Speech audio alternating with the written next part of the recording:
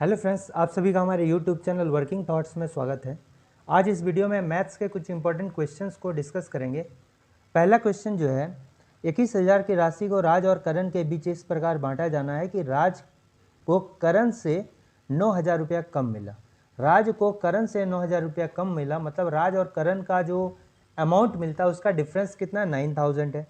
और यहाँ पर टोटल जो है आर प्लस के जो है राज और करण का अमाउंट कितना है, टोटल सम 21,000, दोनों को मिला के 21,000 रुपया मिला। और डिफरेंस भी दिया है, राज और करण का कितना है 9,000 रुपया दिया गया है।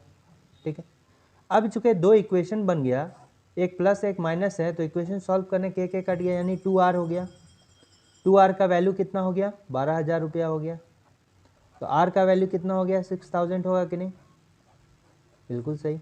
जब r का वैल्यू 6,000 हो गया तो करण का क्या हो गया, टोटल हो गया 21,000। तो 21,000 में 6 को घटा देंगे तो कितना हो जाएगा, 15,000 हो जाएगा। ठीक है, अब क्या बोल रहे हैं हमको, रेशियो निकालना है। किसका निकालना है, राज के साथ करण का। ठीक है, राज के साथ करण का हमको रेशियो निकालना है। तो राज इस टू करण के रेशियो कितना हो जाएगा, इधर हो जाएगा 6, क्योंकि 0 0 3 0 इसमें 3 0 इसमें, 6:15, 0 0 हटा दिए, 3 से कटेगा, 3 दूना 6 और 3 पचे 15, 2:5 का रेशियो होगा। 2:5 का रेशियो का है ऑप्शन नंबर बी में। Option number B is the correct answer. Next question मेरा जो है, ये कार्य और क्षमता का है। इसमें कह रहा है कि एक कोई आदमी है जो कार्य के 25% भाग को 10 दिन में करता है। ठीक है, 25% को कितना 10 दिन में करता है, यानी हमको एक पूरा 100% उसका क्षमता निकालना है, पूरा वो कैपेसिटी वर्क कितना दिन में करेगा। यानी ये कितना होगा, जब 25% करेगा तो 10 दिन लगेगा, और 100% करने में तब कितना लगेगा, 40 दिन में। ठीक है, क्योंकि ये 4 गुना है, ये भी 4 गुना हो जाएगा। ये क्वेश्चन नंबर 1 हुआ ए के लिए। अब क्या बोल रहा है, बी उसी कार्य को, बी वही कार्य करता है, कितना करता है 40% भाग। ठीक है, 40% को कितना दिन में करता है, 16 दिन में। तो 100% को कितना दिन में करेगा। ठीक है, तो 100% को कितना में, 16/40 गुने 100, यानी कितना 4 चौक 16, यानी ये भी 40 दिन में करेगा। इक्वेशन नंबर 2 हो गया, यानी ए भी मेरा 40 दिन में किया और बी भी मेरा कितना हो गया, 40 दिन में किया। ठीक है, जब दोनों मिलके करेगा तो कितना, आधा वो कर लेगा आधा ये, टोटल 20 दिन लगेगा ना। ये शॉर्टकट है, और इसका अगर देखना है तो कैसे होगा, ए प्लस बी कितने दिन में करेगा, दोनों मिलके। ठीक है, तो दोनों मिलके कितना दिन में करेगा, 40। क्या होता है 2ab, मान ले ए वर्ग किया, बी ए प्लस बी होता है ना, तो 2 × 40 × 40 और divide by A plus B, यानी 80 हो गया। यानी 40 दूना, सॉरी 2ab नहीं होता, A B A plus B, A B A plus B, तो 40 दूना 80, और फिर ये यानी दोनों मिलके जो कितना 20 दिन में कर लेगा। ठीक है, ए और बी दोनों मिलके कितना 20 दिन में कार्य को कंप्लीट कर दिया। अब क्या करना है, अगर हम आंसर को सी को मार देंगे तो आंसर गलत हो जाएगा, क्योंकि ये इस कार्य जो करता था, जो कार्य है वो कार्य को ए और बी मिलके 20 दिन में करता है। लेकिन यहाँ क्वेश्चन में कहा गया दोगुना कार्य। दोगुना कार्य करने के लिए दोगुना टाइम भी तो लगेगा। जो क्षमता है ए प्लस बी को 20 दिन का है, अगर दुगुना कार्य करेगा तो उसका दुगुना टाइम भी तो लगेगा। इसलिए ए प्लस बी को 2 टाइम्स वर्क करने के लिए, दोगुना कार्य करने के लिए कितना लग जाएगा, 40 दिन लग जाएगा, 40 डेज। इसका आंसर क्या है, ऑप्शन नंबर बी होगा। ठीक है, नेक्स्ट क्वेश्चन जो है ये शंकु के बेस्ड है। एक लंबवृत्तीय शंकु का आयतन जो है, यानी कि शंकु का क्या है, आयतन कितना होता है, 1/3 पाई आर स्क्वायर एच। ये हमने पढ़ा होगा। शंकु का आयतन कितना होता है, 1/3 पाई आर स्क्वायर एच। अब कह रहा है शंकु को क्या बोलते हैं, कोन बोलते हैं इंग्लिश में। इसका वैल्यू कितना दिया गया है, इसका वैल्यू दिया गया है 3080 सेंटीमीटर क्यूब। ठीक है, हमको क्या निकालना है, ऊंचाई निकालना है, यानी कि ये h निकालना है। r हमको दिया हुआ है, ठीक है ना, r हमको क्या है, दिया हुआ है। तो h निकालना है, तो 3080 इंटू ये 3 इधर क्रॉस होगा, फिर r का कितना है r का वैल्यू कितना है, 7 है, स्क्वायर है तो 2 7 दे देंगे, और फिर यहाँ कितना हो जाएगा 22, ये पाई हो जाएगा 22/7, 22 यहाँ चला जाएगा, ऊपर में 7 हो जाएगा, ये कैंसिल ये कैंसिल। ठीक है, अब इसको कटाना चाहिए, कितना हो जाएगा 7 से कटेगा 7 चौक 28, 7 चौक 28, 0, 22 दूनी यानी कि 20। हाइट कितना होगा 60 सेंटीमीटर हो जाएगा। तो आंसर में कितना, ऑप्शन नंबर बी में है 60 सेंटीमीटर। ठीक है, मैं नेक्स्ट क्वेश्चन जो चक्रवृद्धि ब्याज का है, इसमें कह रहे हैं कि ब्याज को वार्षिक चक्रवृद्धि ब्याज करने पर 12,000 की राशि जो है 2 वर्ष में अर्जित ब्याज 3,870 है, तो वार्षिक ब्याज दर क्या है। मान लेते हैं मेरा कोई प्रिंसिपल अमाउंट है, कितना 12,000 रुपया कोई अमाउंट है, पैसा हम उधार लेते हैं, और इसमें 2 साल के बाद जो कंपाउंड इंटरेस्ट बन के आता है, चक्रवृद्धि ब्याज बन के आता है, वो कितना है 3,870 रुपया हो गया। ठीक है, अब मान लेते हैं कि रेट ऑफ इंटरेस्ट 10% है पहले। ठीक, तो अगर 10% होगा, मान लेते हैं ये पहला साल हो गया, ये दूसरा साल हो गया, तो पहला साल में कितना मिलेगा 12,000 का 10% 1200 पहला साल मिलेगा, और दूसरा साल में मिलेगा। और चूंकि ये तो सिंपल इंटरेस्ट होता है, और जिसमें ऊपर वाला 1200 क्या हो गया, सिंपल इंटरेस्ट हो गया पहला 2 साल में। अब अगर इंटरेस्ट का इंटरेस्ट जोड़ दिए तो कंपाउंड इंटरेस्ट हो जाएगा। ठीक है, सिंपल इंटरेस्ट में अगर इंटरेस्ट का इंटरेस्ट जोड़ेंगे तो मेरा कंपाउंड इंटरेस्ट होता है। तो ये 1200 करके मिला ही। अब पहले साल का जो इंटरेस्ट बना था उसका भी तो इंटरेस्ट बन जाएगा किसका, दूसरे साल में। जो ब्याज पहला साल में आया उस ब्याज का ब्याज जो किस में जुड़ेगा, दूसरे साल में जुड़ता है, यानी 120 का फिर से 10% 120 रुपया जुड़ गया इसमें, यानी टोटल अगर हम ऐड करेंगे टोटल इंटरेस्ट कितना हो गया 2520 रुपया, लेकिन हमको लाने कितना है 3870 रुपया। ठीक है, इसलिए सी ऑप्शन तो 10% वाला नहीं होगा। अब अगर 12.5% थोड़ा सा अधिक होगा, लेकिन हमको जाना है 3,870 में, इससे कितना अधिक है, तो लगभग हम क्या करेंगे कि 15% वाला चेक करेंगे। 15% अगर चेक करते हैं तो पहले साल में क्या आ गया, दूसरे साल में क्या आएगा, तो 12,000 का 15% कितना होगा। ठीक है, जैसे 12,000 का मेरा क्या हो गया, 10% कितना था 1200 रुपया, ये हो गया 10%, 1200 रुपया हो गया। अब 10% का आधा कितना हो गया, यानी 5%, 600 रुपया, तो ये कितना हो गया 1800 रुपया। ये हो गया 10% अगर होता है इतना, तो 10% का आधा लेंगे 5%, 600, तभी ना मेरा 15% होगा। तो 15% कितना हो गया, इधर 1800 हो गया और इधर भी 1800 हो गया।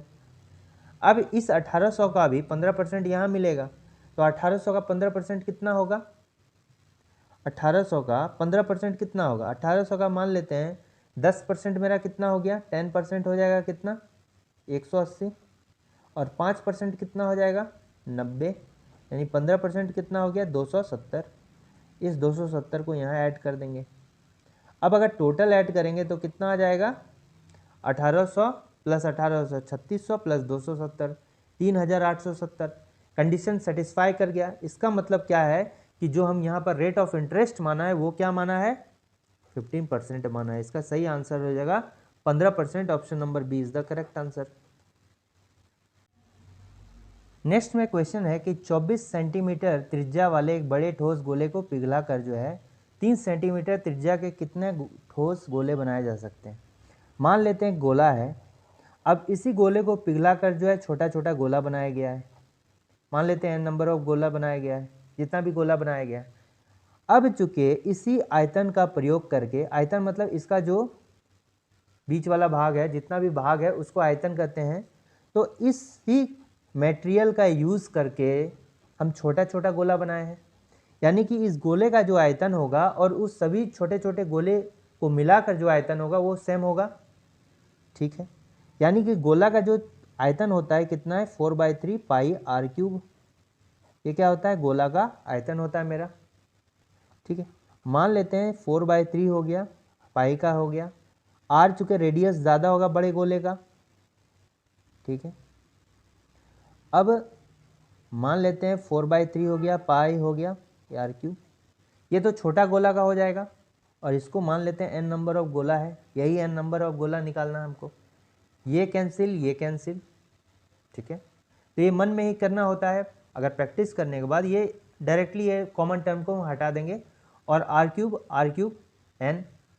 अब n इज इक्वल टू जो बड़ा आर क्यू है कितना है 24, ठीक है, और छोटा आर क्यू कितना है मान लेते हैं 24 इंटू 24 और छोटा आर क्यू को इधर कर देंगे, यानी कितना 3 इंटू 3 यानी 8 8 8। n का हो गया r पर क्यूब, तो r पर क्यूब कितना हो गया 512, ये याद रखना होगा। 8 पर क्यूब कितना होता है 512 होता है, यानी कौन सा ऑप्शन होगा, option number C is the correct answer, ठीक है। नेक्स्ट क्वेश्चन जो है ये छूट पर सवाल है। 2000 रुपये पर 30% की छूट और 5000 पर 40% की छूट का अंतर ज्ञात कीजिए, ठीक है। अगर हम 2000 रुपया है मेरा, तो इसमें 10% का छूट कितना हो गया 200 रुपया, तो 30% का छूट कितना हो गया 200 इंटू 3, ये मन में ही करना है, कर सकते थे मन में, 600 रुपया, ठीक है। दूसरा हो गया 5000 रुपया है, 5000 रुपये पर 40% का छूट कितना होगा, ठीक है। मन में करने के लिए 20% का छूट हमको पता है, 20% 1/5, यानी 5000 को 1/5 से कर देंगे तो 1000 रुपया हो गया। तो 40% बनाने के लिए इसको दोगुना करना होता है, तो यहाँ भी दोगुना कर देंगे तो 2000 रुपया, यानी इसका डिफरेंस कितना हो गया 1400 का हो गया ना। तो कितना का डिफरेंस हो गया 1400। Option number A is the correct answer. Next question जो दिया है ये कह रहा है कि राहुल ने एक डिब्बा 40% की हानि पर बेचा 1440 रुपये में, यानी कि हमको 40% हानि कर दिया, 100% अगर है तो उसमें से 40% हानि कर दिया, हानि करने के बाद बेचा, मतलब क्या हो गया कि 60% जो है वैल्यू हमको मिला, हानि किया कितना 40%, वैल्यू कितना मिला 60%, तो 60% जो मिला वो उसका विक्रय मूल्य हो गया, ये 1440 रुपया था, ठीक है। अब हमको क्या करना है कि उसी को 40% लाभ पर, वैल्यू कितना था 100% था, ठीक है। अब उसको 40% लाभ पर यानी 140% करना है, 100% और प्लस 140% यानी टोटल कितना 140% हो गया, उसका वैल्यू फाइंड आउट करना है कितना होगा। तो कितना हो जाएगा, इसको डायरेक्टली कैसे कर सकते हैं 1440 डिवाइड बाय 60 इंटू 140, तो कितना हो गया 2 तिया 6, 2 सते 14, 3 चौक 12, 3 अठे 24। अब 480 इंटू 7 कितना हो जाएगा ये निकाल लेना है, 400 से मल्टीप्लाई करेंगे तो 2800 प्लस 80 इंटू 7 560, यानी 3360 रुपया जो उसमें बेचना पड़ेगा। तो 3360 कहाँ पर है 3360 ऑप्शन नंबर बी में है, option number B correct answer होगा।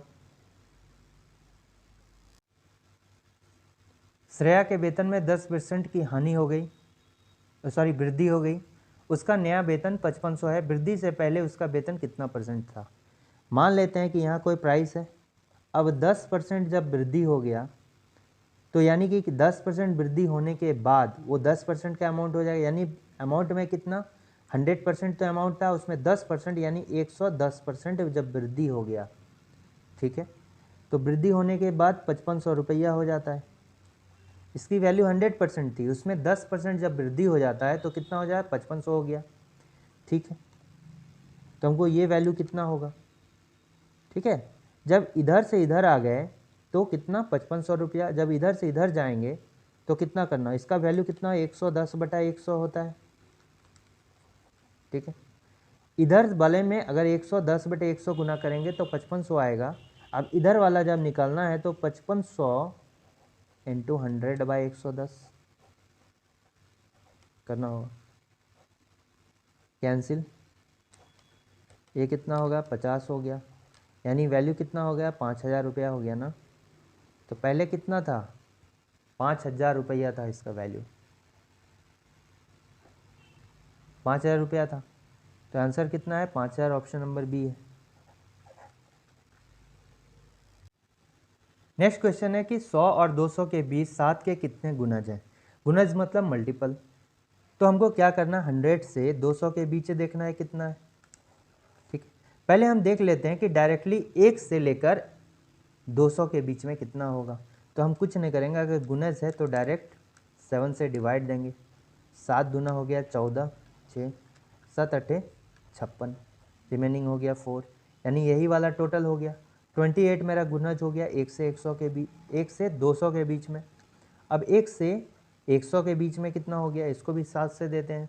7 एकम 7 हो गया, 3 हो गया, कितना हो गया 7 चौक 28 हो गया। ठीक है, रिमेनिंग हो गया 2। तो यहाँ पर जो होगा भागफल वो हो गया 14, यानी कि कितना, 1 से ये हो गया 200, यानी यहाँ से यहाँ तक कितना है 14 है, और यहाँ से यहाँ तक कितना, अगर टोटल बोले तो 28 निकाले।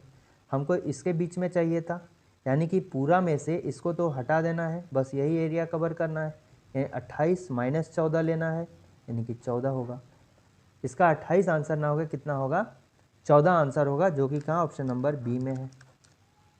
ठीक, नेक्स्ट में क्वेश्चन कह रहा है कि मोहन का 4 दिनों का औसत ब्याज कितना है, 120 रुपया।